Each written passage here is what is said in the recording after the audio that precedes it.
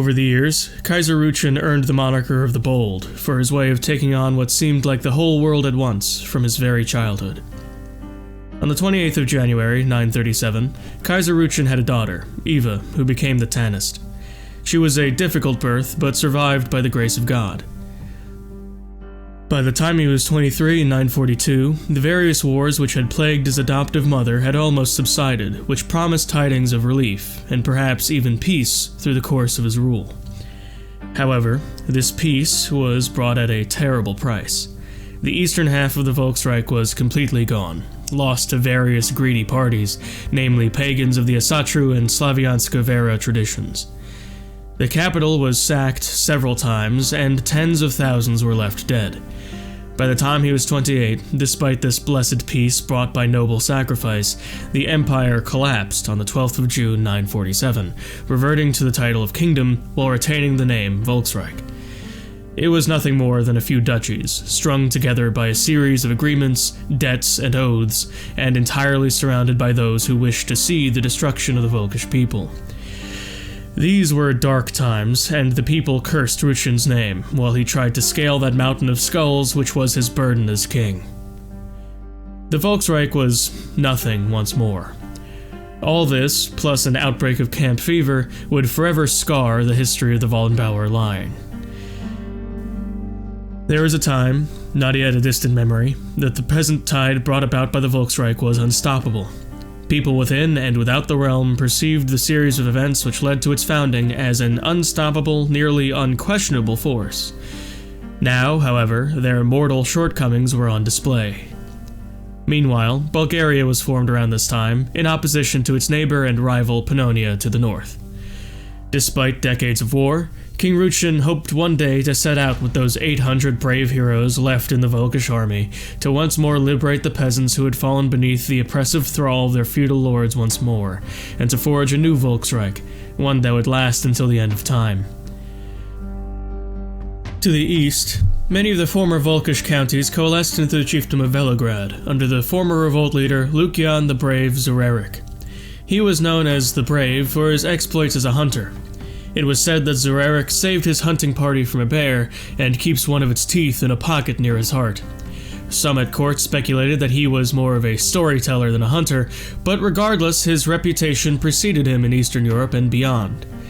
By the year 950, work began to retake what had been lost, under the command and direction of King Ruchen the Bold. On the 22nd of March, word spread that to the east, the Manichaeans had grown stronger.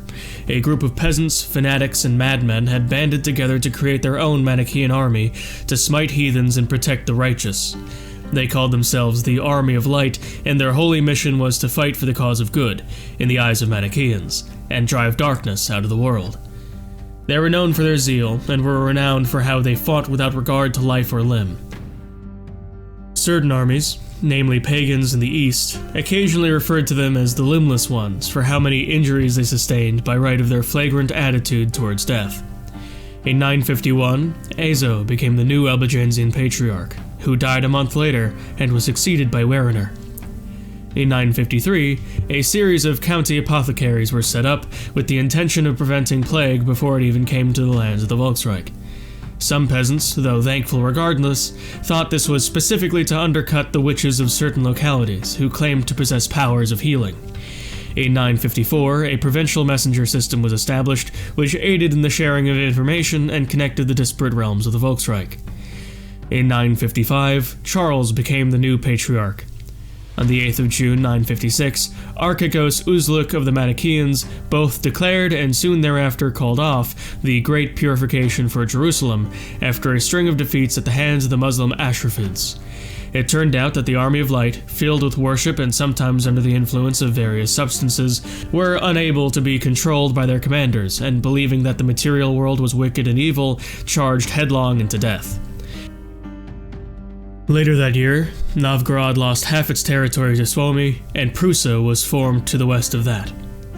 In 958, the Atrakids were overthrown, and the possessed Khan Bashtwa the Conqueror, a believer in Greek Orthodoxy, took all their lands, now under the title of Bernburgid, with a frightening army of 15,000 men. The Atrakids and their Manichaean ways were pushed back to the minor title of Ak-Turkestan. It is largely agreed that this was the result of their disastrous march on Jerusalem, which so devastated their numbers and deprived them of their greatest weapon, the Army of Light.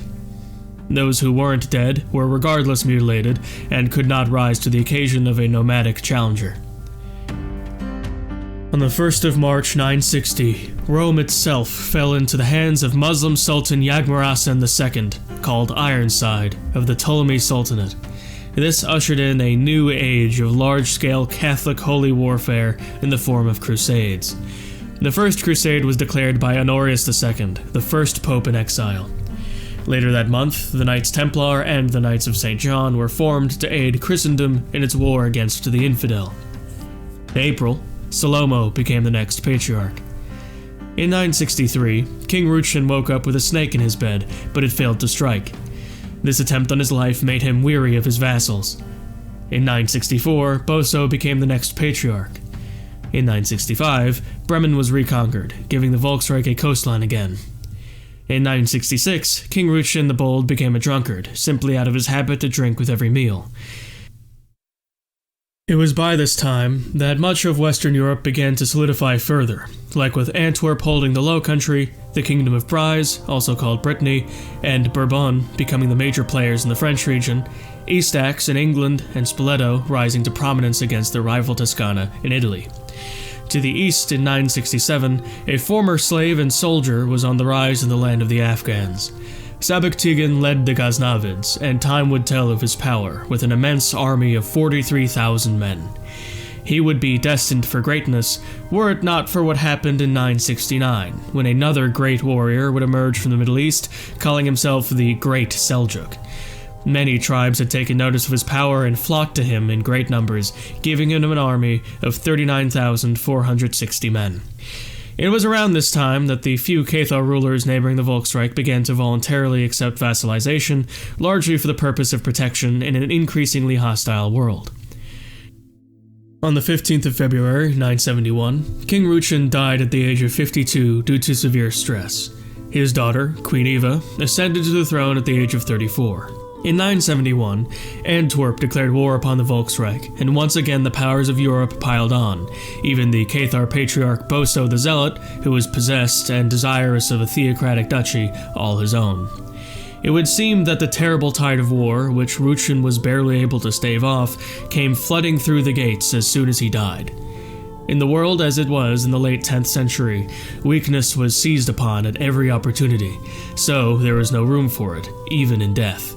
If the succession took only a little too long to occur, or the ceremonies were just somewhat plain, the vultures descended. Altogether, a 5,000-man army was raised against the 1,800 Volksreich was able to field, largely because Eva was not a military woman. Some compared Eva to her grandmother, though the comparisons ended at her disposition, as she ruled diplomatically and anxiously from her court. There was a rumor at court that nobody knew the color of her eyes, as she cast them down at every instance, and detested conversation with new people, in some cases fleeing to her bedchamber without warning. Still, she tried her best to pick her battles and surrendered to Antwerp, and granted liberties to the insane patriarch, but alas, still more continued to rage against the Volksreich, just like they did against her adoptive grandmother Greta. At the height of the butchering, Eva was at war with 11 duchies and kingdoms from the Mediterranean to the North Sea. This was a nightmare, but she was an intelligent woman, beyond the expertise of many of the men below her.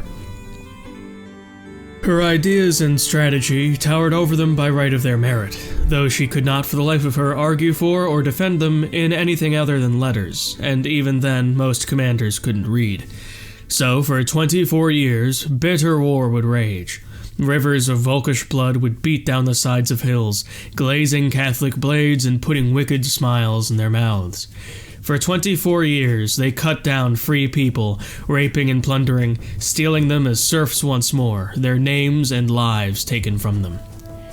All they had earned under the great Amadeus was lost, and it would seem that the people would lose the very realm itself forever, only to return to the gutter of history.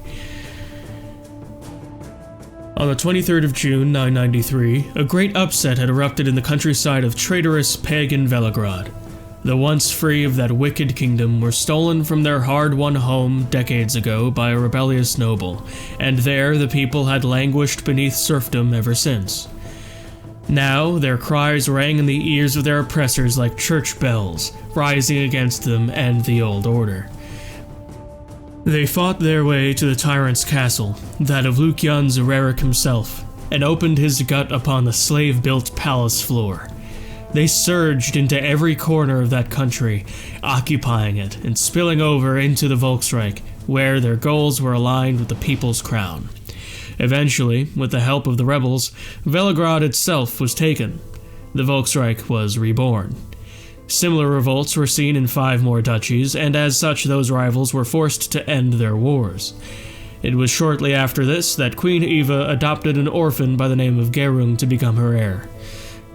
The Kingdom of Noreger was formed around that time as well. Later that year, Queen Eva the Chaste reformed the Volkish Empire, and so the Volksreich resumed the position it once held nearly 100 years ago, as the Cathar Peasant Empire. Ultimately, Kaiserin Eva owed her success completely to the people. If it were not for them, she would either be rotting in a dungeon or a bloated corpse in a shallow grave. She took the consolamentum shortly after in order to give proper thanks to God, becoming a perfecti.